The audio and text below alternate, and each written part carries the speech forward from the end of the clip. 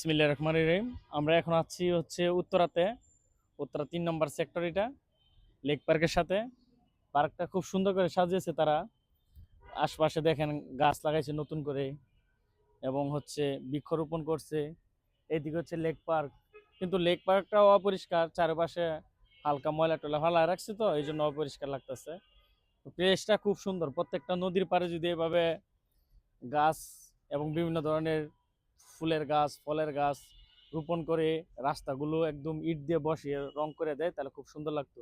প্রত্যেকটা বাংলাদেশে আনাচে কানাচে যদি এভাবে রাস্তা পাশে গাছ থাকতো এবং আপনার ফুল দিয়ে সাজানো থাকতো এবং হচ্ছে ইট দিয়ে বসানো থাকতো, তাহলে খুব সুন্দর হইতো। কারণ মানুষ স্বাচ্ছন্দ্যে চলাফেরা করতে পারতো, আড্ডা দিতে পারতো এবং ঘোরাঘুরি করতে পারতো। এটা হচ্ছে আপনার ৩ নম্বর সেক্টরের ২০ নম্বর রোডের পাশেই এই লেক পার্কটা। দেখতে খুব সুন্দর।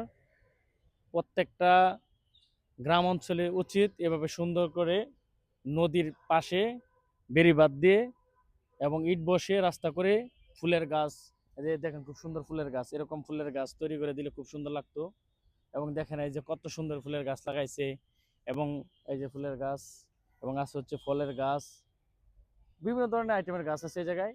এর চারিপাশে লেক পার্কের চারিপাশে গাছগাছালি আছে এবং ওটা ইট বসাইছে। এই যে দেখেন খুব সুন্দর করে বেড়া বেড়া দিছে, যাতে কোনো ধরনের গাছগাছালি নষ্ট না হয়। এই জন্য আমাদের উচিত পরিবেশটা আমাদেরই রক্ষা করতে হবে, সবারই অধিকার এবং সবারই দায়িত্ব কর্তব্য আছে যাতে পরিবেশগুলো সুন্দর থাকে, পরিষ্কার রাখার। এবং যেখানে সেখানে আমরা ময়লা না ফেললে আরো সুন্দর দেখা যেত। ইনশাল্লাহ ভালো কিছু হবে যদি আমরা সবাই সচেতন হই। খুদা হাফেজ, সালাম আলাইকুম।